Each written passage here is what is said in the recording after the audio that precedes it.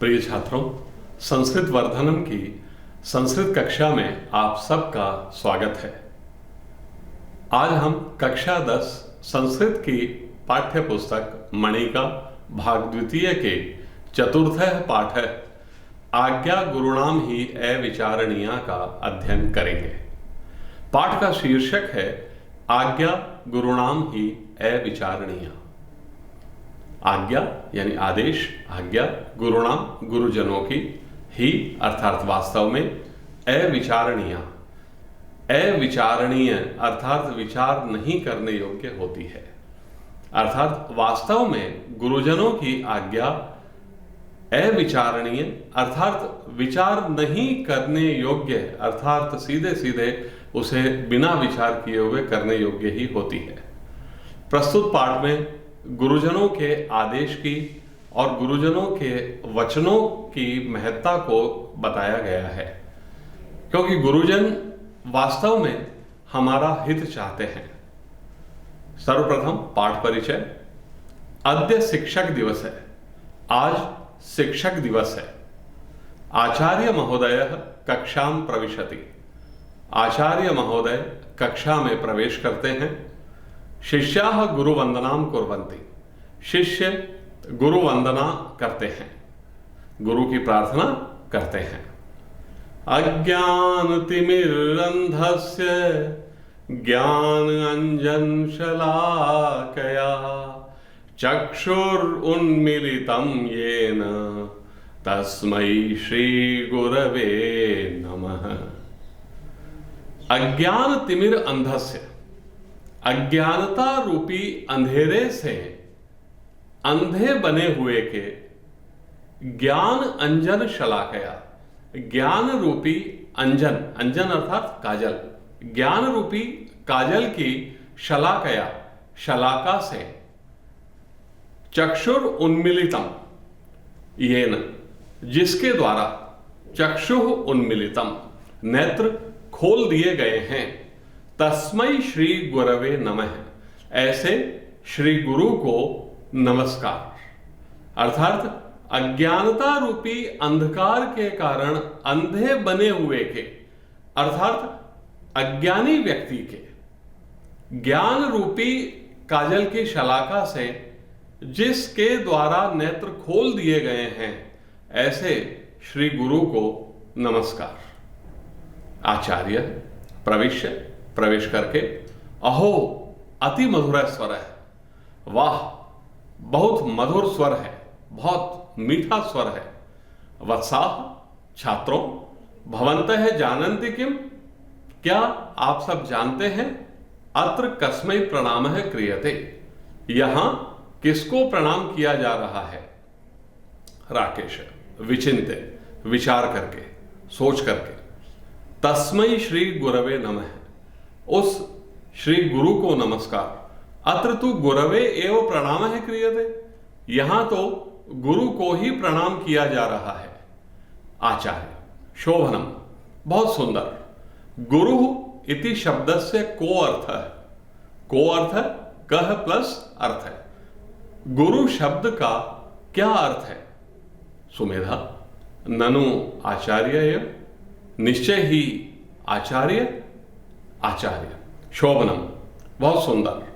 परम भवन्तः जानन्ति किम, परंतु क्या आप सब जानते हैं, गुरु शब्दस्य अन्येपि अर्थाः भवन्ति, गुरु शब्द के दूसरे भी अर्थ होते हैं। ऋचा, किम अस्य अन्ये अपि अर्थाः भवन्ति, क्या इसके दूसरे भी अर्थ होते हैं। आचार्य आम, हां, शब्दार्थम दृष्ट्वा वदन्तु, शब्दार्थ देखकर बताओ। राधिका, ज्ञान वृद्ध आदरणीय गरिष्ठ है। राधिका बतलाती है कि गुरु शब्द के अन्य अर्थ हैं ज्ञान वृद्ध, आदरणीय, गरिष्ठ। आचार्य आम, हां, ज्ञातव्यम यत्, यह जान लेना चाहिए कि ज्ञान वृद्ध यदि बालो अपि स्यात्, ज्ञान वृद्ध यदि बालक भी है, सो अपि पूजनीय, वह भी पूजनीय होता है। अर्थात हम सबको यह जान लेना चाहिए कि यदि बालक भी ज्ञान वृद्ध है अर्थात अत्यधिक ज्ञान से युक्त है तो वह भी पूजनीय या आदरणीय होता है, सम्माननीय होता है। अभिषेक आम, हां, अस्माभि पठितम अपि, हमारे द्वारा पढ़ा भी गया था।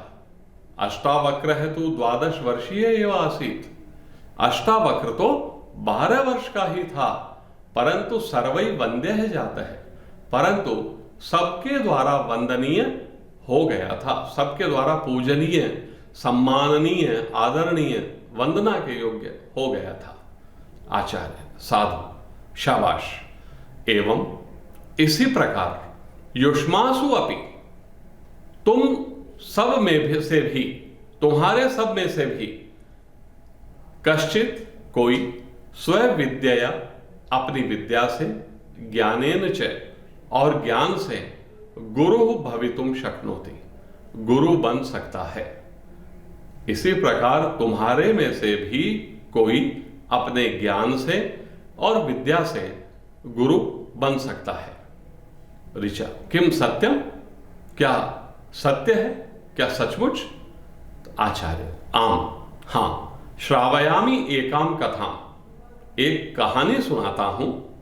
यत्र वानराणाम, जहां बंदरों के वरिष्ठस्य यूथपते उपदेशम अवमत्य, वरिष्ठ यानी बड़े, यूथपते समूह के स्वामी का उपदेशम अवमत्य, उपदेश नहीं मानकर, अवमत्य अर्थात नहीं मानकर, वानराः दुखिनः भवन्ति, वानर अर्थात बंदर दुखी हो रहे हैं। एक कहानी सुना रहा हूं जिसमें बंदरों के बड़े समूह के स्वामी का उपदेश नहीं मानकर बंदर दुखी हो रहे हैं। सर्वे छात्रा श्रोतुम इच्छामः, सुनना चाहते हैं। चतुर्थ पाठ है।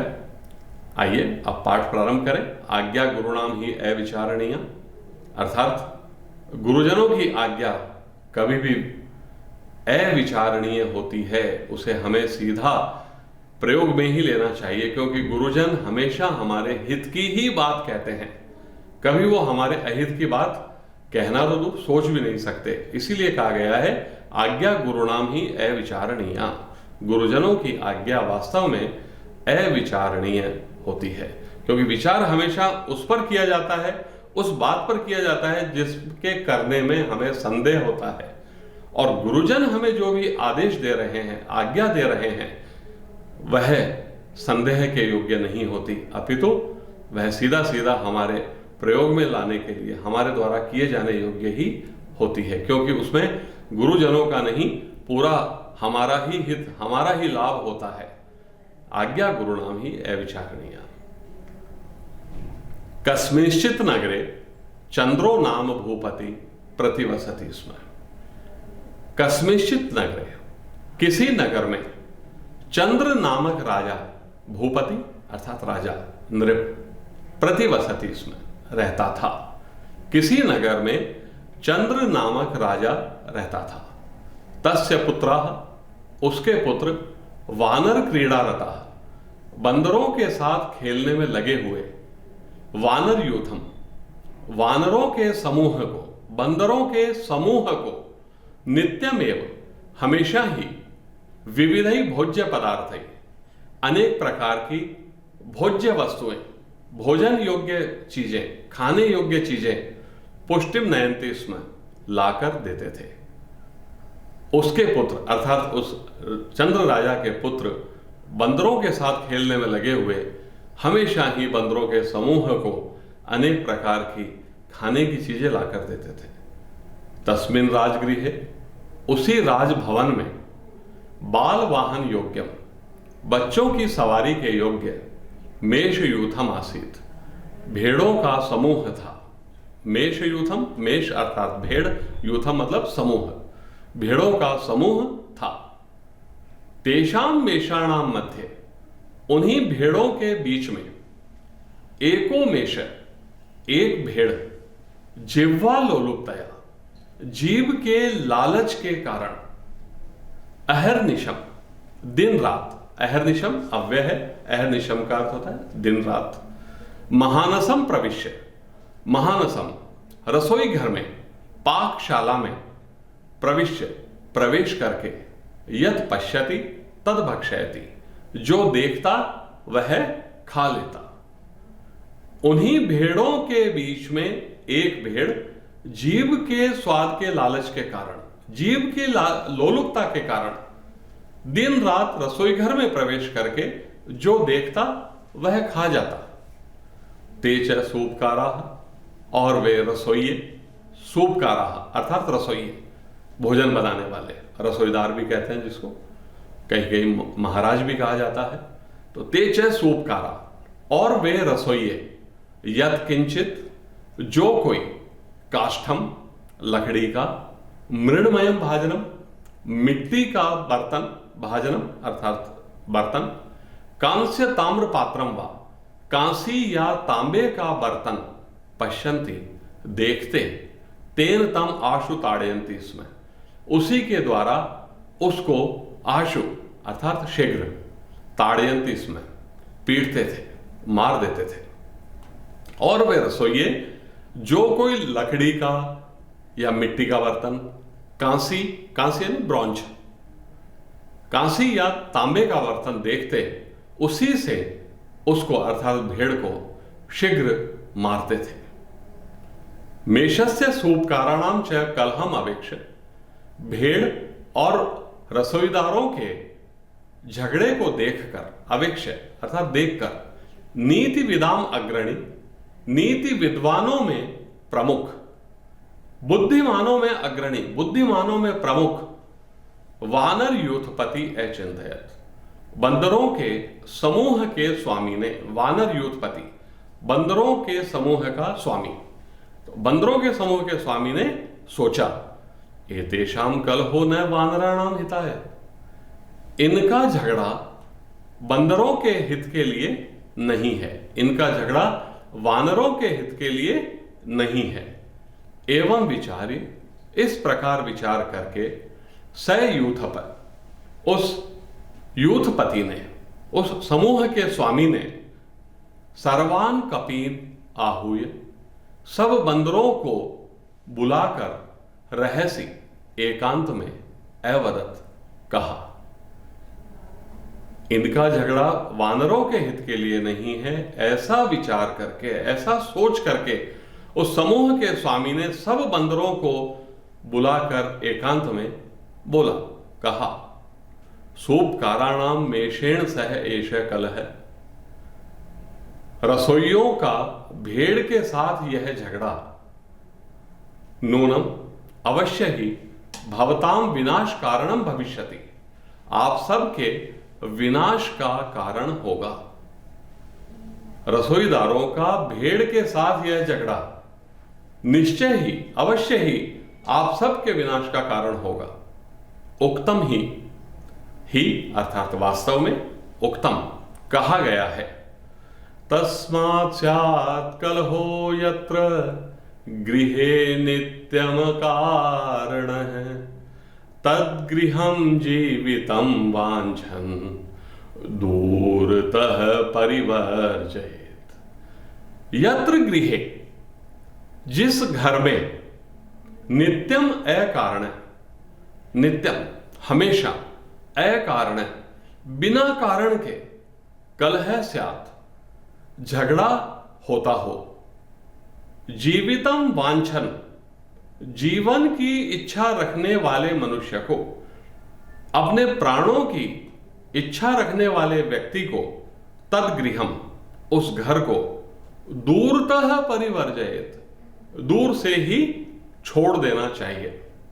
अर्थात जिस घर में या जहां बिना कारण के हमेशा झगड़ा होता हो, कई झगड़े होते हैं बिना कारण के होते हैं, आप मुझे क्यों देख रहे हैं, आप मेरी तरफ क्यों हाथ कर रहे हैं, कोई भी कारण हो जाता है। तो बिना कारण के जिस घर में हमेशा झगड़ा होता हो, तो जीवन की इच्छा रखने वाले व्यक्ति को, अपने प्राणों की इच्छा रखने वाले व्यक्ति को उस घर को दूर से ही छोड़ देना चाहिए।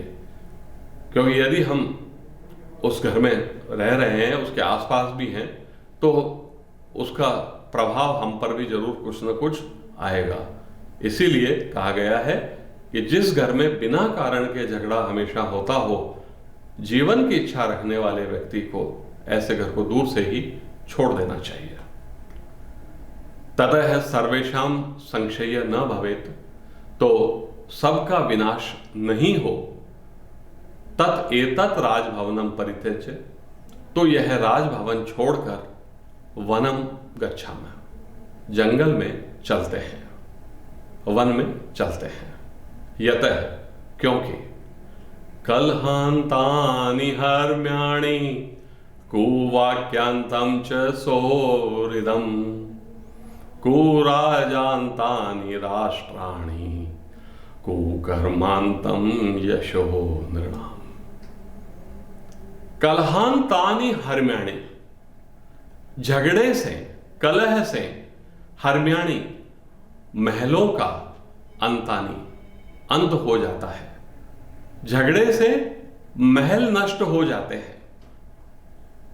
कुवाक्यांतम, और बुरे वाक्यों से सौहृदम, मित्रता नष्ट हो जाती है। झगड़े से राजमहल नष्ट हो जाते हैं और बुरे वाक्यों से मित्रता नष्ट हो जाती है। कुराजान्तानि राष्ट्राणि, कुराजा, बुरे राजा के द्वारा राष्ट्र अर्थात देश नष्ट हो जाते हैं। कुकर्मांतम, और कुकर्मों के द्वारा, बुरे कर्मों के द्वारा, नृणाम यश, मनुष्यों का यश समाप्त हो जाता है। यश अर्थात कीर्ति, प्रसिद्धि, तारीफ, यश। जब व्यक्ति कुकर्मों की ओर अग्रसर होने लगता है, बुरे कर्म करता है, तो उसका यश समाप्त हो जाता है। अर्थात झगड़े से महल नष्ट हो जाते हैं, बुरे वाक्य से मित्रता नष्ट हो जाती है। बरसों पुरानी मित्रता भी केवल एक खराब वाक्य बोल दिया जाए नष्ट हो जाती है। राजा राष्ट्र के विकास को बढ़ाने के लिए नीतियां निर्धारण करने वाला होता है, और यदि राजा बुरा हो, खराब आचरण करने वाला हो, खराब नीतियों वाला राजा हो, तो कुराजान्तानि राष्ट्राणि, बुरे राजा के कारण देश नष्ट हो जाते हैं, और बुरे कर्मों से मनुष्य का यश, उसकी कीर्ति, उसकी तारीफ, उसकी प्रसिद्धि हमेशा के लिए नष्ट हो जाती है। तस्य वचनम अश्रद्धेयं मत्वा मदोद्धताः कपयः प्रहस्य अवदन्। उसके वचन अर्थात यूथपति के, बंदरों के समूह के स्वामी के वचन अश्रद्धेय मानकर, श्रद्धा के अयोग्य मानकर, मदोद्धताः कपय, मद में चूर, अहंकार में चूर, उद्दंड बंदर, प्रहस्य अवदन, हंसकर बोले, भो किम इदम उच्यते, अरे यह क्या बोल रहे हो?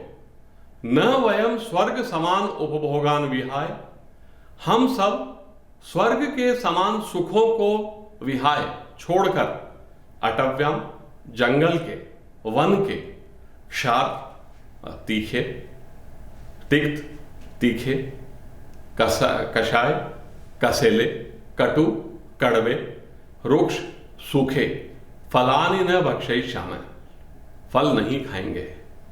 हम सब स्वर्ग के समान सुखों को छोड़कर जंगल में खट्टे, तीखे, कसेले, कड़वे, सूखे फल नहीं खाएंगे।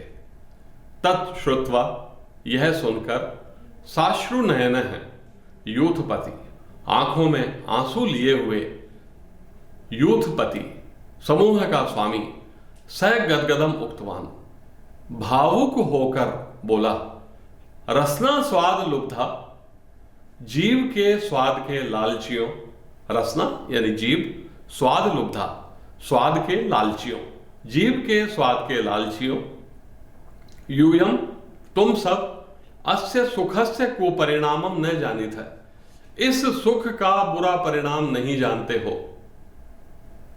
जीव के स्वाद के लालचियों, तुम सब इस सुख का बुरा परिणाम, कुपरिणाम नहीं जानते हो।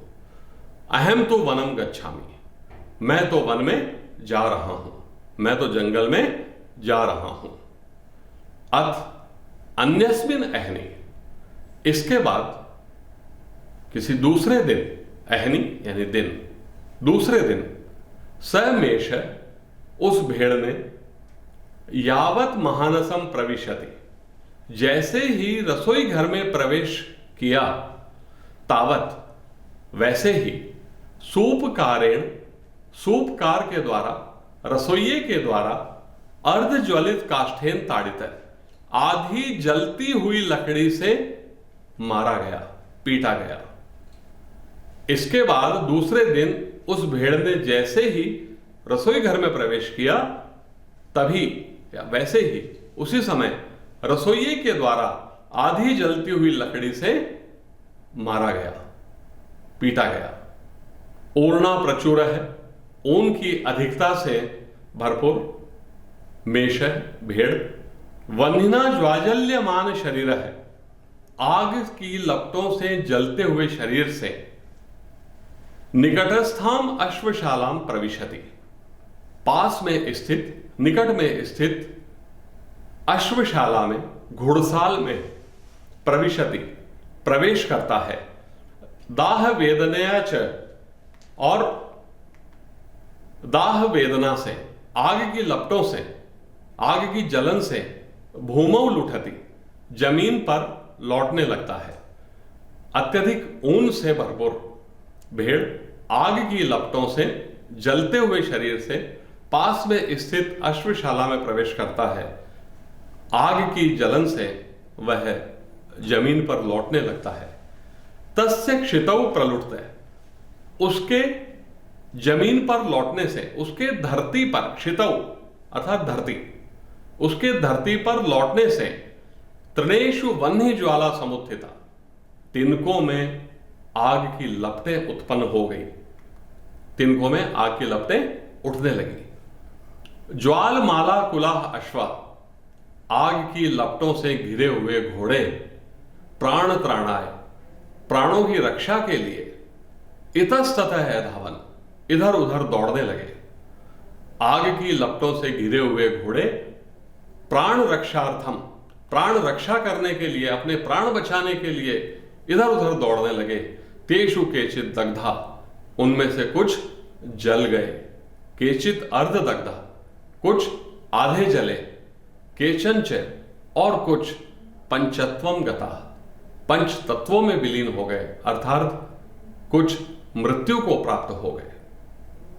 दग्धाम है शालाम विज्ञाय, जलती हुई अश्वशाला को जानकर, जली हुई घुड़साल को जानकर, स विषाद है राजा, दुख पूर्वक राजा ने, शाली होत्र ज्ञान वैद्यान, पशु चिकित्सा का ज्ञान रखने वाले चिकित्सकों को, वैद्यों को आहुई बुलाकर अपृच्छत, पूछा, हा दग्धा में घोटका कथम रक्षणीय, हाय मेरे जले हुए घोड़े कैसे रक्षा किए जा सकते हैं। मेरे जले हुए घोड़े, घोटका अर्थात अश्वाह, घोड़े कैसे बचाए जा सकते हैं। सपदि उपाय क्रियता, सपदि अर्थात शीघ्र, जल्दी उपाय करो, शीघ्र उपाय कीजिए। तदा राजवैद्य है प्रोवाच, तब राजवैद्य बोला, कपिनाम मेदसा दोषो वह्नि दाह समुद्भव, अश्वानाम नाशम अभ्येति तमः सूर्योदये यथा। वह्नि दाह समुद्भव दोष, अश्वानाम, घोड़ों के आग से उत्पन्न जलन को, कपिनाम मेदसा, बंदरों की चर्बी से, नाशम अभ्यति, नाश किया जा सकता है। यथा सूर्योदय तमः, जिस प्रकार सूर्योदय होने पर अंधेरा, अर्थात जिस प्रकार सूर्योदय होने पर अंधेरा स्वतः ही अपने आप ही स्वाभाविक रूप से ही दूर होने लगता है, उसी प्रकार बंदरों की चर्बी यदि घोड़ों के आग से उत्पन्न घावों पर लगा दी जाए तो वह अपने आप ठीक होने लगेंगे। तो घोड़ों की आग से उत्पन्न जलन को बंदरों की चर्बी से दूर किया जा सकता है, जैसे सूर्योदय होने पर तमह अंधेरा। यथोचितम क्रियताम, जैसा उचित है किया जाए। इति राजा देशम श्रुत्वा, ऐसा राजा का आदेश सुनकर सर्वे भय त्रस्ता कपयः अचिंतयन्, सभी भयभीत वानरों ने सोचा, सभी डरे हुए भय से त्रस्त, डर से दुखी बंदरों ने सोचा, हा हता वयम, अरे हाय हम सब मारे गए। हता मतलब मारे गए, वयम हम सब, अरे हम सब मारे गए। अवधीरिता अस्माभि गुरुजनोपदेशा, हमारे द्वारा, अस्माभि हमारे द्वारा, गुरुजनोपदेशा गुरुजनों के उपदेश की, अवधीरिता अवहेलना की गई थी। हमारे द्वारा गुरुजनों का उपदेश नहीं माना गया था। अब ये वो समय था जब वानरों को अपने यूथपति अर्थात समूह के स्वामी की बातें याद आ रही थी, उपदेश याद आ रहा था, और उनकी बातों को नहीं मानते हुए, उनके विचारों को नहीं मानते हुए उन्होंने जंगल में जाने से मना कर दिया था। तो सभी वानर भय से दुखी होकर के सोचते हैं और कहते हैं, अरे हम सब मारे गए, हमारे द्वारा गुरुजनों के उपदेश की, गुरुजन के उपदेश की अवहेलना की गई। अवधीरिता अवहेलना की गई, अनदेखा किया गया उनके उपदेश को। उक्तम ही वास्तव में कहा गया है, मित्र रूपा हि रिपवः संभाषन्ते विचक्षणैः, ये हितं वाक्यम उत्सृज्य विपरीतोपसेविनः। ये अर्थात जो मनुष्य हितम वाक्यम उत्सृज्य, हितकारी वाक्यों को छोड़कर, उत्सृज्य यानी छोड़कर, जो मनुष्य हित की बातों को छोड़ करके, त्याग करके, विपरीत उपसेविन है, विपरीत आचरण करने वाला होता है, विचक्षण बुद्धिमान लोगों के द्वारा, विद्वान लोगों के द्वारा वास्तव में मित्र रूपाः रिपवः संभाषन्ते, उसे ही मित्र के रूप में शत्रु कहा गया है। अर्थात जो मनुष्य अपने हित की बातों को छोड़ करके, हित के वचनों को छोड़कर, हित के वाक्यों को, अपनी भलाई के वाक्यों को छोड़ करके उनके विपरीत आचरण या व्यवहार करने वाला होता है, बुद्धिमान लोगों के द्वारा मित्र के रूप में उसे वास्तव में शत्रु कहा गया है। अतः हम सभी को गुरुजनों के उपदेश की जरूर पालना करनी चाहिए, गुरुजनों के आदेश को मानना चाहिए, विचार करना चाहिए, क्योंकि गुरुजनों के वचन सदैव हमारे लिए हितकारी होते हैं। धन्यवाद।